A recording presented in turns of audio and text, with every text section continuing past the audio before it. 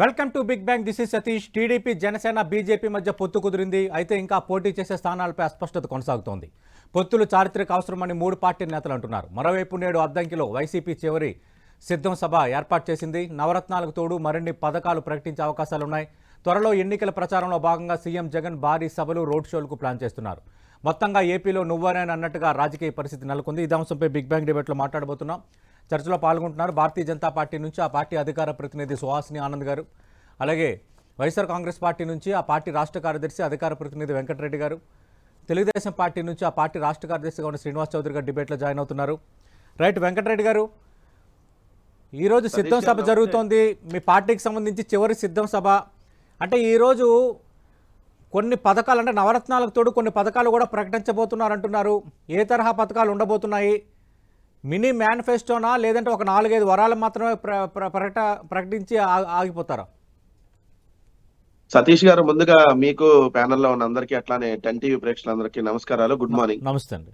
ఏదైతే వైఎస్ఆర్ కాంగ్రెస్ పార్టీ కార్యకర్తలకి దిశానిర్దేశం చేస్తూ జగన్మోహన్ రెడ్డి గారు ఉత్తరాంధ్రలో మొట్టమొదటి భీమిలి సమావేశం నిర్వహించిన తర్వాత అంతకు మించి రెట్టింపు ఉత్సాహంతో నెక్స్ట్ ఏదైతే ఏలూరు జిల్లా దెందులూరులో 2వ సమావేశం జరిగింది. తర్వాత రాప్తాడు, రాయలసీమ 4 జిల్లాలకు సంబంధించిన రాప్తాడులో 3వ సిద్ధం సభ జరిగింది. ఈ రోజు 4వ సిద్ధం సభ గుంటూరు, అదేవిధంగా ప్రకాశం, నెల్లూరు జిల్లాలు, అదేవిధంగా తిరుపతి జిల్లాకు సంబంధించినటువంటి వైఎస్ఆర్ కాంగ్రెస్ పార్టీ కార్యకర్తలు, ఇంకా దానికి ప్రజలు కూడా అటెండ్ అవ్వచ్చు. కాబట్టి వీళ్ళందరికీ ఏదైతే వైఎస్ఆర్ కాంగ్రెస్ పార్టీ 5 సంవత్సరాల్లో చేసినటువంటి మంచిని తెలియజేస్తూ ఏ విధంగా ఎన్నికల యుద్ధానికి సిద్ధం కావాలనేది దిశానిర్దేశం చేయబోతున్నారు. ఇది 4వ సభ, ఆఖరి సభ. మీరు అన్నట్టు మేనిఫెస్టోకు సంబంధించినటువంటి దాంట్లో కొత్తగా మేనిఫెస్టో ఇప్పుడు ఒక 650 హామీలో 750 హామీలో దొంగ హామీలో ఇచ్చి అధికారంలోకి రావాలన్నటువంటి ఆలోచన వైఎస్ఆర్ కాంగ్రెస్ పార్టీకి ఎప్పుడూ లేదు. 2019 ఎన్నికల్లో మేము ఒక మేనిఫెస్టోని ఇచ్చాం. మమ్మల్ని అధికారంలోకి తీసుకొని రండి, ఈ మేనిఫెస్టోని మేము అమలు చేస్తామని చెప్పి మేము ఎన్నికలకు వెళ్ళాం. ఆ మేనిఫెస్టో ప్రతి ఇంట్లో ఉంది, ప్రతి గడప గడపలో ఉంది. ప్రతి ఇంటికి మేము వెళ్ళి మేము ఇచ్చిన మేనిఫెస్టో ఇది, మా మేనిఫెస్టోలో ఇవి అమలైతే మాకు ఓటేయండి, మా ప్రభుత్వం ద్వారా మీకు మీ కుటుంబానికి మంచి జరిగితేనే ఓటు వేయమంటారు. ఇది is only one line YSR Congress party. So కొన్ని ఏదన్నా మార్పులు చేర్పులు అంటే ఉన్నటువంటి కొంచెం ఏమన్నా పెంచేటటువంటి అవకాశం ఉందంటే డెఫినెట్లీ ఉంటది. ఎందుకంటే పెన్షన్లు ఉన్నాయి. ఇప్పుడు 2000 రూపాయలు ఆ రోజు చంద్రబాబు నాయుడు గారు దిగిపోయే ముందు 2000 అంటే 1000 రూపాయలు ఉన్నదాన్ని 2000 వచ్చేవారు 2 నెలల్లో చేశాడు. మేము అధికారంలోకి వస్తే 3000కి పెంచుకుంటా వెళ్తా ఉన్నాం. అలానే 3000కి పెంచాం ఈ రోజు. అలాంటి ఏదైనా ఒకటి అరా ఉండొచ్చు. పెద్ద ఎక్కువ హామీలు అయితే ఏమి ఇచ్చేటటువంటి అవకాశం ఉండదు. ఎందుకంటే మేము ఇచ్చిన మేనిఫెస్టో ఆల్రెడీ అమలు పరిచాం, దాన్నే మళ్ళీ కొనసాగిస్తాం. ఏదైనా అడిషనల్ గా ఒకటి యాడ్ అవ్వచ్చు. అది బట్ ఈ రోజు చెప్తారా, లేదంటే రేపొద్దున 16వ తారీఖు నుంచి ఉత్తరాంధ్ర జిల్లాలో ఎన్నికల ప్రచారానికి జగన్మోహన్ రెడ్డి గారు శ్రీకారం చుట్టబోతున్నారు. కాబట్టి ఆ మీటింగ్ లో చెప్తారా, లేదంటే ప్రత్యేకంగా అనౌన్స్ చేస్తారా ప్రెస్ మీట్ పెట్టి అనేది వెయిట్ అండ్ సీ. ఇవాళ అయితే ఇంకా అఫీషియల్ గా మాకున్నటువంటి సమాచారం అయితే వాళ్ళు అనౌన్స్ చేస్తారని ఇంకా ప్రజెంట్ అయితే అభ్యర్థులపైన అయినా స్పష్టత ఇస్తారా? ఎందుకంటే ఇప్పటి వరకు మార్పులు చేర్పులు చేయాల్సినంత చేసాము, మిగతా వాళ్ళందరూ సిట్టింగ్లు బరిలో ఉంటారని లాస్ట్ అంతకు ముందు జరిగిన పార్టీ విస్తృత సమావేశంలో మీ పార్టీ అధ్యక్షుడు ముఖ్యమంత్రి ప్రకటించారు.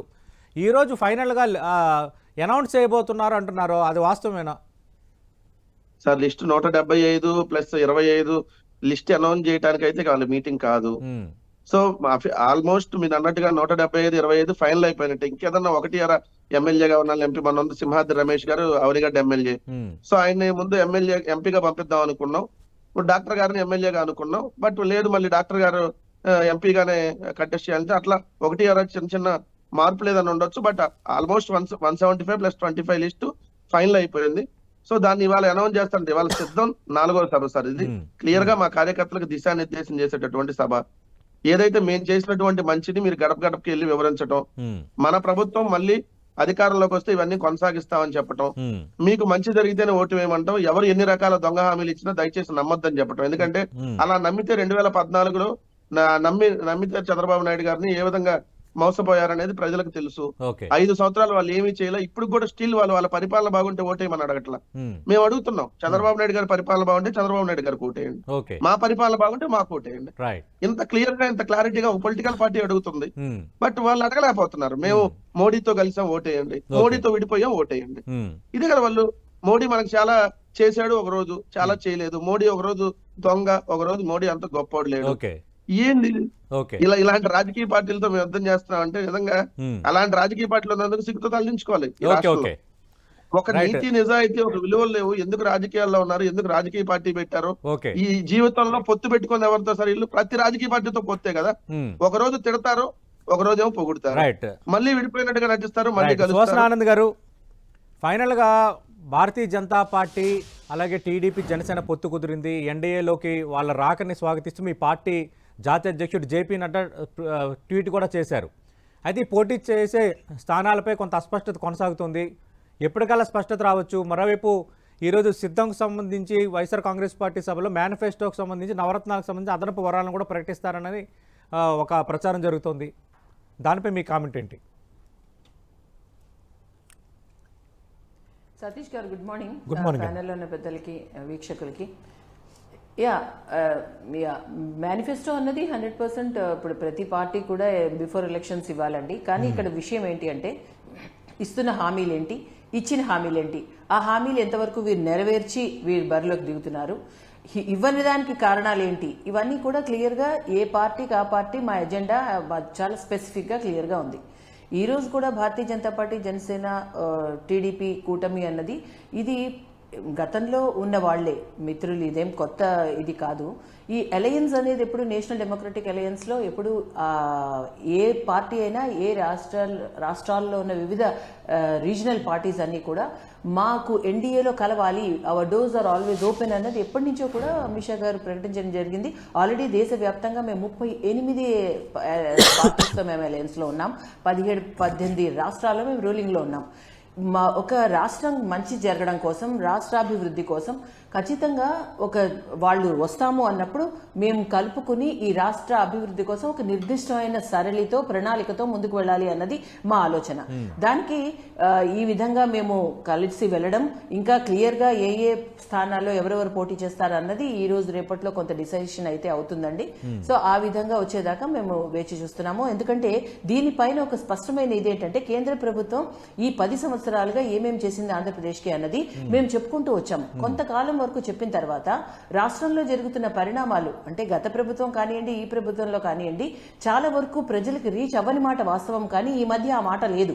ఎందుకంటే క్లియర్ గా భారతీయ జనతా పార్టీ రాష్ట్ర కేడర్ ప్రతి ఒక్క ప్రోగ్రామ్ ని చాలా పట్టుదలతో, మంచి ఆందోళనలతో, అండ్ మేము వెళ్తున్న తీరు చూస్తే ఆశ్చర్యపోతారు. అంటే పల్లెకు పోదాం ప్రోగ్రామ్ లో భాగంగా అయితే మేము వెళ్ళినప్పుడు ప్రతి గుండెలోనూ మోడీ గారు ఉండడం, ఒక భారతీయ జనతా పార్టీ పట్ల, మోడీ గారి పట్ల ఒక విశ్వసనీయత ఉండడం మేము కళ్ళారా చూసాం. అదే కాకుండా ఇది ఎప్పుడైతే చేరడంలో ఇలా ప్రజలు మమ్మల్ని ఆదరిస్తున్నారో అదే టైంలో కేంద్రం నుంచి డిజిటల్ వ్యాన్స్, వికసిత్ భారత్ సంకల్ప యాత్ర అన్నది ఏమేమి మోదీ గారి గ్యారంటీస్ అన్ని కూడా ప్రతి గ్రామంలోనూ వెళ్ళడం జరిగింది. ఏ ఏ స్కీమ్స్ ఎంతెంత వెళ్తున్నాయి అంటే ప్రత్యేకమైన శ్రద్ధ ఆంధ్రప్రదేశ్ లో భారతీయ జనతా పార్టీ ఏ విధంగా పెట్టింది. అటు రైతులు కానీ, ఇటు జల్ జీవన్ మిషన్ కానీ, ఒక 55,000 అంగన్వాడీ కేంద్రాల్లో 30 లక్షల మంది మహిళలు, యువత, గర్భిణీ స్త్రీలు ఉచితంగా ఆహారాన్ని, ఉపాధిని పొందడం అన్నది ఇవన్నీ చూస్తూ ఉంటే, అదే కాకుండా ప్రతి జిల్లాలో అండి, ప్రతి జిల్లా అంటే అటు విజయనగరం నుంచి ఇటు కర్నూలు వరకు, విజయనగరంలోని గిరిజన విశ్వవిద్యాలయం నుంచి కర్నూలులో డిఆర్డిఓ, జిల్లాకు ఒకటి చొప్పున ఐఐటీస్, ఐఐఎంస్, ఐసర్, ఐఐపిటి, ఇంకా అదే కాకుండా industrial corridors and industrial nodes, ఇంకా అదే కాకుండా స్మార్ట్ సిటీస్. ఈ మధ్య రీసెంట్ గా నీతి ఆయోగ్ లో 4 సిటీస్ లో అంటే వారణాసి, ముంబై, సూరత్ అండ్ వైజాగ్, విశాఖపట్నం కూడా one of the pilot projects కింద సెలెక్ట్ అవ్వడం. సో ఇదంతా కూడా మేము ఇంత ఒక అభివృద్ధి కోసం ఇన్ని లక్షల కోట్లు రాష్ట్రానికి వస్తున్నాయి, ఇదంతా కూడా ప్రజల వద్దకు తీసుకెళ్లాలి అన్నది మా ధ్యేయం. ఒక కేంద్ర ప్రభుత్వం ఇస్తున్న చేయూతని రాష్ట్రం ఖచ్చితంగా అందుకుని ప్రజల వద్దకు తీసుకెళ్లాలి, సుపరిపాలన అందించాలి అన్నది మోదీ గారి ధ్యేయం. Okay, right. శ్రీనివాస్ చౌదరి గారు, మనం చూస్తున్నాం ఈరోజు సిద్ధం సభ, ఓకే, వైఎస్ఆర్ కాంగ్రెస్ పార్టీ వాళ్ళ పార్టీకి సంబంధించి బూత్ లెవెల్ కార్యకర్తలతో మీటింగ్ పెట్టుకుంటున్నారు. పబ్లిక్ కూడా అటెండ్ అవుతున్న సందర్భాలు అక్కడక్కడ చోటు చేసుకుంటున్నాయి. అయితే ఈరోజు నవరత్నాలకు తోడు మరికొన్ని వరాలు ప్రకటిస్తారన్న ప్రచారం అయితే బలంగా సాగుతోంది. అంటే ఒక రకంగా మేము అటు అభ్యర్థుల ఎంపికలోని కానీ, ప్రచారంలో కానీ అన్ని రకాలుగా ముందంజలో ఉన్నాము, చాలా కాన్ఫిడెంట్గా ఉన్నాము, మా పథకాలు నచ్చితేనే ఓటేయమని ఏ ముఖ్యమంత్రి కోరుతారు, ఏ పార్టీ అంత బహిరంగంగా సవాలు విసురుతుందని వెంకటరెడ్డి గారు అంటున్నారు. సతీష్ గారు, మొదట మీకు ఎన్టీవీ ప్రేక్షకులకి, వైఎస్ఆర్సీపీ నేత వెంకటరెడ్డి గారికి, బీజేపీ నేత సుహాసిని ఆనంద్ గారికి నా తరఫున తెలుగుదేశం పార్టీలకు మొదటి నమస్కారాలు. నమస్తే సార్. ఈ మార్చి 15 తర్వాత ఎలక్షన్ కోడ్ వచ్చే పరిస్థితుల్లో జనసేన తెలుగుదేశం పార్టీ కూటమి ఈరోజు రాష్ట్రంలో అధికారం రావడానికి ఒక ప్రయత్నం చేశాం. అది సక్సెస్ అయింది. దాంతో వైఎస్ఆర్సీపీ పూర్తి స్థాయిలో నేను ఓడిపోతానని దీంతో బాధతో వాళ్ళు అనేక విమర్శలు కూడా చేస్తున్నారు. గతంలో మోడీ గారు తిట్టారు, వీళ్ళు తిట్టారు, రాజకీయ విమర్శలు కామన్. రాజకీయాల్లో అనేక విమర్శలు చేస్తున్నారు. అయితే రాష్ట్ర భవిష్యత్తుని, రాష్ట్రాన్ని తాకట్టు పెట్టిన జగన్మోహన్ రెడ్డి గారు ఈ రాష్ట్రానికి అవసరం లేదు. ఇప్పటికే 26 జిల్లాలు, ఉమ్మడి జిల్లాలో 13 జిల్లాల్లో యువగోళం కావచ్చు, అదేవిధంగా రాకాదుల యాత్ర కావచ్చు, ఇరిగేషన్ ప్రాజెక్ట్ పైన కావచ్చు, తెలుగుదేశం పార్టీ, జనసేన వారాహి యాత్రలు కూడా ప్రజలకు బ్రహ్మాండంగా తీసుకెళ్ళాం. అయితే జగన్మోహన్ రెడ్డి గారు ఈ రాష్ట్రానికి 5 ఏళ్ళు ఏం చేశారని ట్రేడ్ మార్క్ ఏమైనా ఉందంటే ఏమీ లేదు. ఏంటంటే ఆంధ్రప్రదేశ్ గా ఉంది, గంజాయి ఆంధ్రప్రదేశ్ గా ట్రేడ్ మార్క్ పెట్టాడు. ఉమెన్ ట్రాకింగ్ లో 30,000 మంది కనపడట్లేదు. ఇలా ఆయన చేస్తున్న ల్యాండ్ శాండ్ మైండ్ తప్ప ఏ ట్రేడ్ మార్క్ లేదు కదా. తెలుగుదేశం పార్టీ అడుగుతున్నా ఏమడుగుతారని చెప్పాడు మా వెంకటరెడ్డి గారు. ఎస్, జగన్మోహన్ రెడ్డి గారు దేవుడు దయతో, ప్రజల దీవెనతో ముఖ్యమంత్రి అయ్యారు. కానీ ఆయన దీవెనలు ప్రజలకు లేవు కదా, అందుకే కదా మాకు ఆయన వద్దు. కానీ తెలుగుదేశం పార్టీ అలా కాదు కదా. అమరావతి కట్టడానికి ప్రయత్నం చేసి కొంతవరకు సక్సెస్ అయ్యాం, పోలవరం సక్సెస్ అయ్యాం, విజయ్ టవర్స్ కావచ్చు, అదేవిధంగా ఉత్తరాంధ్ర మెడిపల్లి ప్రాంతాలు కావచ్చు, అదే రాయలసీమ మెడిపల్లి ప్రాంతాలు కావచ్చు, అనేక అంశాలు తీసుకొచ్చాం. అలాగే ఈ రోజు నదుల అనుసంధాన విషయమై మాట్లాడు, మరి డిఎస్సీలు ఇచ్చాం, పెద్ద ఎత్తున ఉద్యోగాలు అవడానికి కల్పడానికి ఇండస్ట్రీ డెవలప్ చేసాం. దాదాపు 186 ప్రాజెక్టుల వరకు. ఇలాగ అనేక ట్రేడ్ మార్క్ చంద్రబాబు నాయుడు గారికి ఉంది. కానీ జగన్మోహన్ రెడ్డి గారు ఈ రాష్ట్రానికి వచ్చి ఏం చేశారంటే, మీరు అన్నట్టు మీరు ఏం చేశాం, మాకు మీ పథకాలు అంతే, మాకు ఓట్లు ఏంటంటే అందలేదనే మేము చెప్తున్నాం. రేపు జనరల్ గా ఎస్సీ బీసీ మైనార్టీ రిజర్వేషన్ పెరికేసి కామన్ గా నవరత్నాలను నగరేతలుగా మార్చేసి కేంద్ర ప్రభుత్వం ఇస్తున్న ఉచిత బియ్యం మాకిచ్చి శిక్షా విమానాలతో నాడు నేడుని, అదేవిధంగా ఉంటుందని ఎన్ఆర్జీసీ ఫండ్స్ తీసుకొచ్చి ఇంకో పథకానికి, అదేవిధంగా జలశక్తి తీసుకోకుండా వదిలేసి ఇవన్నీ నిధులు వారాలంగా కేంద్ర ప్రభుత్వం ఇస్తున్న నిధులను మీరు లేబుల్ చేసుకుంటున్న కార్యక్రమానికి జగన్మోహన్ రెడ్డి గారు మా భజన ముఖ్యమంత్రి, మా బాధల ముఖ్యమంత్రి, మా పట్టణ ముఖ్యమంత్రి, మాకు అవసరం లేదు, హలో ఏపీ బాయ్ వైసీపీ ముందుకెళ్తున్నాం. రాష్ట్రం అంతా కూడా వెంకటరెడ్డి గారు ఖచ్చితంగా ధైర్యంగా అడుగుతున్నాము, మా పాలన నచ్చితే ఓటేయమని. అలాగే ప్రజలు కూడా పాలన నచ్చలేదు కాబట్టి ఓటేయరు, ఆ దీవెనలు మాకే ఉన్నాయి ఈసారి అని శ్రీనివాస్ చౌదరి గారు అంటున్నారు. సార్, వాళ్ళకి దీవెనలు ఉంటే ఈ 4.5 సంవత్సరాల్లో జరిగినటువంటి వందల ఎన్నికల్లో ఎంపీటీసీలు, జెడ్పీటీసీలు, మున్సిపాలిటీలు, కార్పొరేషన్లు, బై ఎలక్షన్స్, టీచర్స్ ఎన్నికలు, గ్రాడ్యుయేట్స్ అన్ని ఎన్నికల్లో ఒక గ్రాడ్యుయేట్స్ ఎన్నికలు తప్ప మిగిలిన అన్ని ఎన్నికల్లో వైఎస్ఆర్ కాంగ్రెస్ పార్టీకి ఎందుకు ప్రజలు పట్టం కట్టారు? మా పాలన బాగోకపోతే మాకు పట్టం కట్టరు కదా. రెండు, మా పాలన బాగోకపోతే ఢిల్లీ పార్టీ దగ్గరికి వెళ్ళి సాగిలాల పడి పొత్తుల కోసం ఎందుకు వెళ్తున్నారు? గల్లీ పార్టీ దగ్గరికి వెళ్ళి ఎందుకు పొత్తుల్లో పెట్టినారు అంటే, రాజకీయ పార్టీలతో మీ రాజకీయ పార్టీ ఏమీ చేయలేదు, మిగిలిన రాజకీయ పార్టీలు కొన్ని కలిస్తే ఏదన్నా మాకు కనీసం పోటీ ఇవ్వగలరనే ప్రయత్నమే కదా. మరి ఎందుకు మా పాలన బాగోకపోతే సింగిల్ గా వచ్చి అందరి లక్ష్యం ఒకటే, ఆంధ్రప్రదేశ్ లో వైఎస్ఆర్ కాంగ్రెస్ ప్రభుత్వాన్ని గద్దె దింపడం. అందరి లక్ష్యం ఒకటైనప్పుడు పొత్తులు కుదుర్చుకోవడంలో తప్పే ఉంది. నిన్న ఈ పొత్తు ఫైనలైజ్ అయిన తర్వాత కూడా నేతలు చేసిన కామెంట్స్. నేను అంటుంది ఏంటంటే, మీ అందరి లక్ష్యం ఒకటే కదా, ఏదో ఒక విధంగా అధికారంలోకి రావాలి. కాంగ్రెస్ పార్టీ, కమ్యూనిస్టులు వాళ్ళతో కూడా పెట్టుకోండి, 6 పార్టీలు అవుతాయి. అప్పుడు మేము సింగిల్ గానే వస్తా ఉంటున్నాం. అప్పుడు కూడా వాళ్ళ లక్ష్యం కూడా మమ్మల్ని దించడమే కదా సార్. కాంగ్రెస్ మళ్ళీ మీరు తిరిగి అధికారంలో రావాలనుకుంటున్నారు, వాళ్ళు అధికారంలో రావాలనుకుంటున్నారు.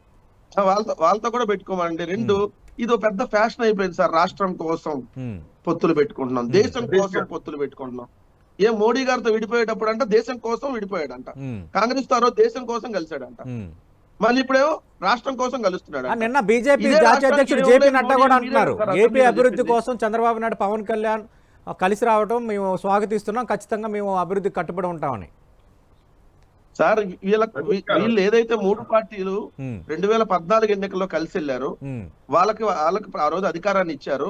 ఇచ్చిన తర్వాత ఆ ప్రభుత్వాన్ని తిరస్కరించారు. నాటి తెలుగుదేశం పార్టీ ఒకటే కాదు సార్, ఇక్కడ తెలుగుదేశం, బీజేపీ కలిసిన ప్రభుత్వాన్ని, దానికి మద్దతు ఇచ్చిన జనసేన ముగ్గురిని కలిపి తిరస్కరించారు ప్రజలు. మళ్ళీ ఏ విధంగా అధికారంలో తీసుకొని వస్తారు చెప్పండి? ఇప్పుడు ఆల్రెడీ భారతీయ జనతా పార్టీ దాంట్లో భాగమే కదా తెలుగుదేశంలో.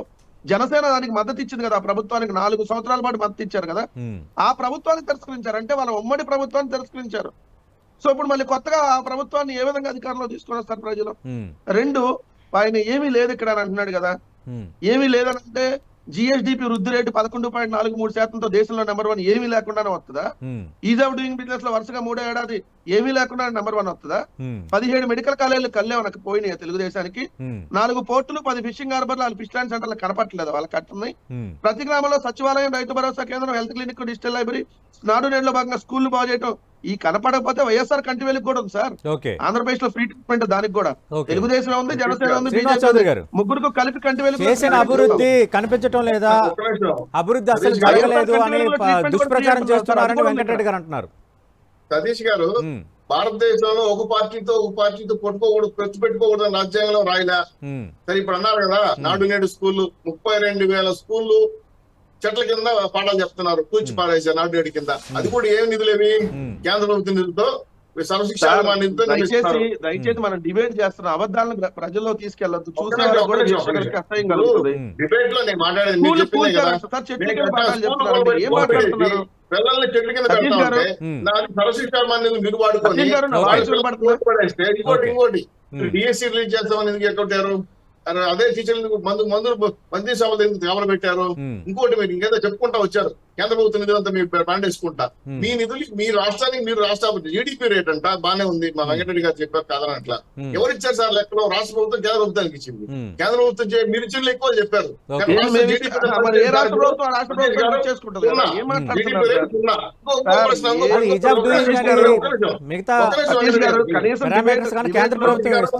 ప్రశ్న సతీష్ గారు,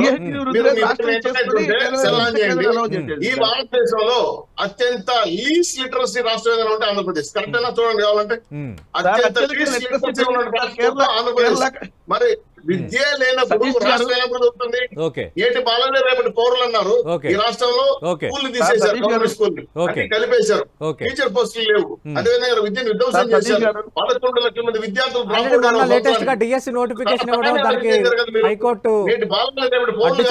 కదా. ఇది తప్పు అంటున్నా. ఈ విధానాల పైన మీరు ఇచ్చిన పాలసీలు, మీరు చెప్పిన అంశాలు కూడా ఇవి కూడా రాష్ట్ర ప్రభుత్వానికి మీరు ఇచ్చిన హామీలు కూడా అమలు చేయలేదు.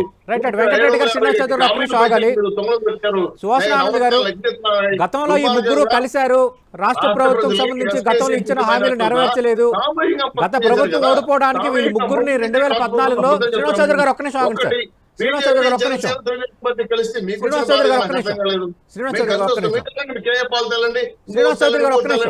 ఒక్క నిమిషం. సువాసన ఆనంద్ గారు, 2014లో ఈ 3 పార్టీలు కలిసే వచ్చాయి. బట్ జనసేన పోటీ చేయకపోయినా అప్పుడు కూడా ప్రజలు ఓటేశారు. వీళ్ళు ఎలాంటి పరిపాలన అందించారు, ఇచ్చిన హామీలు ఏ స్థాయిలో నెరవేర్చారు, అప్పుడు కేంద్రం వల్ల రాష్ట్రానికి ఏం ప్రయోజనం కలిగింది అన్నది ఇప్పుడు ఆంధ్రప్రదేశ్ ప్రజలకు అవగతమై ఉంది. ఇప్పుడు మళ్ళీ అదే ముగ్గురు కలుస్తున్నారు, ఏం సమాధానం చెప్తారు నెరవేర్చిన హామీలకు సంబంధించి అంటున్నారు వెంకటరెడ్డి గారు. రాష్ట్ర భవిష్యత్తు అని అటు టీడీపీ, జనసేన, భారతీయ జనతా పార్టీ ఊరికి ఓదరగొడుతున్నాయి అన్నది వైసీపీ ఆరోపణ. 2014 నుంచి అంశాల వారీగా 2019 దాకా వచ్చినప్పుడు 2018లో కొన్ని అపోహలతో ఏదో జరగలేదేమో అన్న దానిలో బయటికి వెళ్ళిపోయిన మాట వాస్తవం. ఏదైతే మిత్రపక్షంగా ఉందో మళ్ళీ 19 తర్వాత అవే అంశాలు కంటిన్యూ అవుతూ ఇప్పుడు 2024లో కొత్తగా లేదు. ఇప్పుడు ఏదైతే list airports, ports, fishing harbours కేంద్ర నిధులతోనే, మెడికల్ కాలేజెస్, ఇప్పుడు లోకల్ గా ఉన్న చిన్న చిన్న రైల్వే స్టేషన్స్, మరి ఇవన్నిటికీ కేంద్ర నిధుల సహాయం అందుతోంది కదా.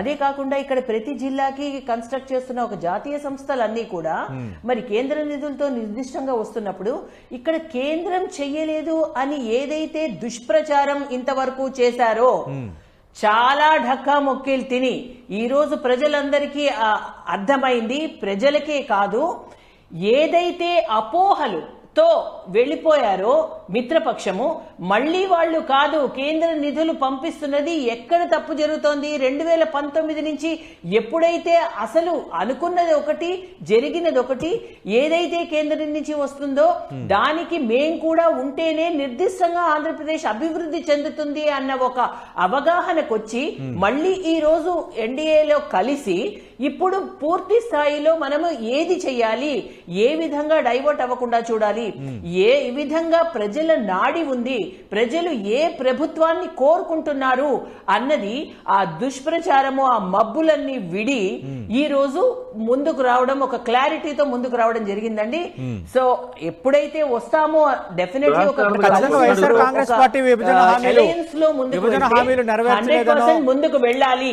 అలాగే అటు ప్రత్యేక హోదా ఇస్తామన్నారు, కాదు తర్వాత ప్రత్యేక ప్యాకేజ్ అన్నారు, అది ఇవ్వలేదనో, రైల్వే జోన్కి సంబంధించి పూర్తిస్థాయి క్లారిటీ లేదనో, వెనుకబడిన జిల్లాల ప్యాకేజీకి సంబంధించి, పోలవరంలో సవరించిన అంచనా వ్యయానికి సంబంధించి కొర్రీలు వేయటం, ఇలాంటి అంశాలను అన్నింటినీ ఖచ్చితంగా రేపు పొద్దున వైఎస్ఆర్ కాంగ్రెస్ పార్టీ ప్రజల ముందు ఉండే అవకాశం ఉంది. సుహాస్ ఆనంద్ గారు దాన్ని ఎట్లా ఫేస్ చేయబోతున్నారు? అది మంచి పాయింట్స్. ఈ నాలుగు పాయింట్స్ లోనే సక్సెస్. ఎందుకంటే ఎప్పుడైతే హోదా అన్నది, హోదా చాలా మనం చూసాం 2014 నుంచి మన దేశం డిజిటల్ విప్లవం వచ్చింది. మన దేశంలో జరిగిన మార్పులు ఏ దేశంలో లేదు. 2014 వరకు ఉన్న మన భారతదేశం ఒకటి, 2014 తర్వాత ఒకటి. అప్పుడు వరకు డెవలపింగ్ పేద దేశంలా అప్పటి వరకు కాంగ్రెస్ చేసిన ఈ పీడలన్నింటినీ తప్పించి క్లారిటీగా ముందుకు వెళ్ళడానికి ఒక ప్లాట్ఫామ్ ఏర్పడింది 2014లో. ఆ 14 నుంచి ఒక్కొక్కటి ప్రక్షాళన దిశగా వెళ్తున్నప్పుడు ఏమని రియలైజ్ అయ్యాము, ఏదైతే ఈ ప్రత్యేక హోదా కొన్ని 20-30 సంవత్సరాలు, అప్పటికే చాలా సంవత్సరాలుగా నార్త్ ఈస్టర్న్ స్టేట్స్ లో ఉన్న ఎటువంటి డెవలప్మెంట్ లేదు అని గ్రహించి, అప్పుడు చంద్రబాబు నాయుడు కూడా అందరూ కూడా ఒప్పుకున్నదే కదా, విజనరీ లీడర్ గా అన్ని సంవత్సరాల ఎక్స్పీరియన్స్ తో అది దీని వల్ల ఉపయోగం లేదనుకునే ఒక స్టెప్ తీసుకున్నారు. కానీ అప్పుడు వైసీపీ ప్రభుత్వం ఇదే దాంతో ఏదో విధంగా దింపేయాలని చూస్తున్నారు అంటున్నారు వాళ్ళు. మరి 2019లో ఏదో విధంగా దింపేయాలనే కదా ఒకరి దానిలో ఒకరికి ఆ హోదా అని ఇదని ఒక రాంగ్ గైడ్ చేయడం. కానీ కేంద్ర ప్రభుత్వం వందింతలు నిజంగా ప్యాకేజెస్ రూపంలో లక్షల కోట్లు మనకు ఆంధ్రప్రదేశ్ కు వచ్చాయి. వెంకటరెడ్డి గారు, కేంద్ర ప్రభుత్వం చాలా చేసింది, అలాగే రాష్ట్ర ప్రభుత్వం అమలుపరుస్తున్న చాలా పథకాలు, ఈ మెడికల్ కాలేజీలు, పోర్టులు, వాటన్నిటిలో కూడా కేంద్ర సాయం లేకుండా ఉందని అడుగుతున్నారు సుభాష్ ఆనంద్ గారు. ఎక్కడ మెడికల్ కాలేజీకి కూడా ఒక్క రూపాయి ల్యాండ్ కూడా ఏదైతే కేంద్ర ప్రభుత్వం ఇచ్చినాయి కాదు, శాంక్షన్ చేయడం వరకే కేంద్ర ప్రభుత్వం. 4 పోర్టుల్లో ఒక్క దానికి కూడా సెంట్రల్ గవర్నమెంట్ కాంట్రిబ్యూషన్ లేదు. ఫిషింగ్ హార్బర్ లకు సంబంధించి 10 ఫిషింగ్ హార్బర్ నిర్మాణాలతో 3 ఫిషింగ్ హార్బర్ లో వాళ్ళ కాంట్రిబ్యూషన్ ఉంది, ఇంకెక్కడా కూడా వాళ్ళది లేదు. రెండో అంశం వచ్చేటప్పటికి మరి మిగిలిన రాష్ట్రాల్లో ఉత్తరప్రదేశ్ లో 15,000 సచివాలయాలు ఎందుకు గట్ల, 10,000 రైతు భరోసా కేంద్రాలు మీ కర్ణాటకలో మొన్నదాకా అధికారంలో ఉండి ఎందుకు గట్ల, మీరు గుజరాత్ లో ఇప్పుడు దాకా ఎందుకు ప్రతి గ్రామంలో హెల్త్ క్లినిక్ అట్లా మీ కాంట్రిబ్యూషన్ అయితే వీటికి మీకు సంబంధం లేదు.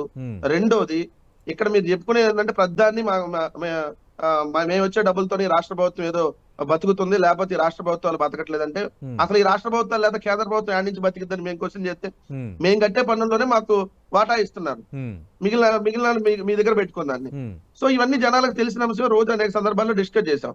నేను ఒకటే అడుగుతాను సార్, నిన్నటి దాకా ఇదే బీజేపీ వాళ్ళు తెలుగుదేశం అవినీతి పార్టీ, తెలుగుదేశం కుటుంబ పార్టీ, వైఎస్ఆర్ కాంగ్రెస్ పార్టీ కుటుంబ పార్టీ, 2 పార్టీలకు వద్దు మా పార్టీకి ఇవ్వమన్నారు కదా.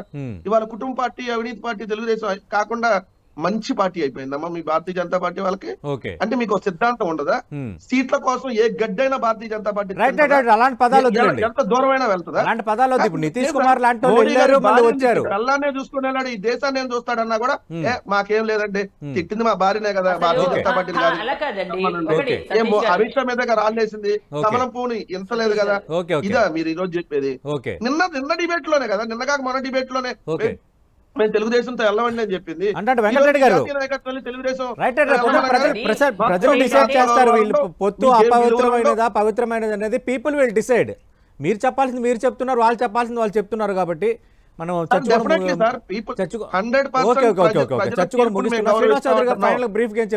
ప్రజల తీర్పుని 100% వరాలు అయితే ప్రకటించబోతున్నారు అంటున్నారు. 2014లో అపోజిషన్ పరిమితమైనప్పుడు మేము క్లియర్ గా చెప్పాం, ప్రజల తీర్పుని మేము గౌరవిస్తున్నాం, మాకు ప్రతిపక్ష హోదా ఇచ్చారు, మేము ప్రజల కోసం పనిచేస్తున్నా అన్నాం. కానీ వాళ్ళేమన్నారు, మోడీ అన్నారు. ఓకే శ్రీనివాస్ చౌదరి గారు, ఈ రాష్ట్ర ప్రభుత్వానికి కౌంట్ డౌన్ స్టార్ట్ అయింది. ఓకే, జగన్మోహన్ రెడ్డి గారు ఓడిపోతున్నారు.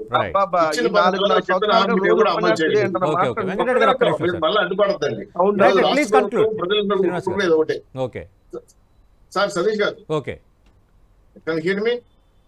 మాట్లాడండి సార్, వినిపిస్తుంది, కంటిన్యూ చేయండి సార్. ఈ రాష్ట్ర ప్రభుత్వానికి పూర్తి స్థాయిలో కేంద్ర ప్రభుత్వం నిధులు ఇస్తే నేను ఒకటే అడుగుతున్నా, వాళ్ళు అభివృద్ధి చేసే కార్యక్రమం పక్కన పెట్టండి. ఓకే ఈ రాష్ట్ర ప్రభుత్వం ఏం అభివృద్ధి చేసింది? ఉమ్, రాజధాని కట్టిందా? ప్రత్యేక హోదా తెచ్చిందా? 8 ఎంపీలు ఇచ్చాం, 150 ఎమ్మెల్యేలు ఇచ్చాం. ఓకే. కనీసం అదే పోలవరం సార్, మీరు పూర్తి ప్రత్యేక చేశారా? హోదా తేలేదు, మీరు తెస్తారు అప్పుడు. తెచ్చుకుంటా పోతే మీరు ఏ తెచ్చేస్తారు ప్రభుత్వం ఎన్నికలకి. విప్లవం చేసింది ఓకే. ఈ రాష్ట్ర ప్రభుత్వాన్ని? సతీష్ ఓకే. గారు, మీరు జగన్మోహన్ ప్రత్యేక రెడ్డి హోదా తేలేదండి. లేదు. ఓకే, వైసీపీ తేలేదు, మీరు తెస్తారని అడుగుతున్నారు. ఉన్నారు కదా, వాళ్ళు ఇప్పుడు అనౌన్స్ చేసి వెళ్తారా? తెలుగుదేశం పార్టీ, జనసేన, బీజేపీ పొత్తు పెడితే ఓకే శ్రీనివాస్ చౌదరి గారు ఉపన్యాసం ఆపండి సార్, ఇది Right. పొలిటికల్ మీటింగ్ కాదు. రైట్ రైట్ కాకపోతే మీ ఒక్క పొలిటికల్ మీటింగ్ కాదు, ఉపన్యాసం ఆపండి. వెంకటరెడ్డి గారు ఒక్క నిమిషం, let him conclude. మనకు టైం కూడా అయిపోయింది. ఎన్నికలకు వెళ్తారా? 6 మంది ఎంపీలు రాజీ చేశారు. ఓకే. ఎమ్మెల్సీ 4 రాజీ చేశారు. ఓకే. జగన్మోహన్ రెడ్డి గారు కుటుంబ సభ్యులు అయిపోయారు. ఆయన ఇక ఆయన ఆపండి sir. Okay okay okay okay ఉపన్యాసం అంతే. Okay, okay, okay. వేరే పార్టీ వైపు నుంచి రైట్ రైట్ రైట్ రైట్ నేను ఒక్క ప్రశ్న అడుగుతా. థ్యాంక్ యూ సుహాస్ నారాయణ గారు. రైట్ థ్యాంక్ యూ వెంకటరెడ్డి గారు, థ్యాంక్ యూ శ్రీనివాస్ చౌదరి గారు. ఈరోజు సిద్ధం సభ వైఎస్ఆర్ కాంగ్రెస్ పార్టీ నిర్వహిస్తోంది ప్రతిష్టాత్మకంగా. మరోవైపు పొత్తు కుదిరిన నేపథ్యంలో 17న చిలకలూరుపేటలో టీడీపీ జనసేన సమావేశానికి ఆల్రెడీ మోదీని కూడా ఆహ్వానించామని చంద్రబాబు నాయుడు, పవన్ కళ్యాణ్ ఆల్రెడీ చెప్పారు. మోదీ వచ్చే అవకాశాలు కూడా ఉన్నాయని బీజేపీ వర్గాలు చెప్తున్నా. ఏదేమైనా ఆంధ్రప్రదేశ్లో ఇక దాదాపు రంగం సిద్ధమైపోయింది. అలాగే మొన్నటి వరకు పొత్తు ఉంటుందా లేదన్న దానిపై కూడా లైన్ క్లియర్ వచ్చేసింది. కాబట్టి ఇక నువ్వనైనా అన్నట్టుగా వేసవి వేడికి తలదన్నేలా రాజకీయ వేడైతే ఆంధ్రప్రదేశ్లో ఇంకా ఎక్కువ కాబోతోంది.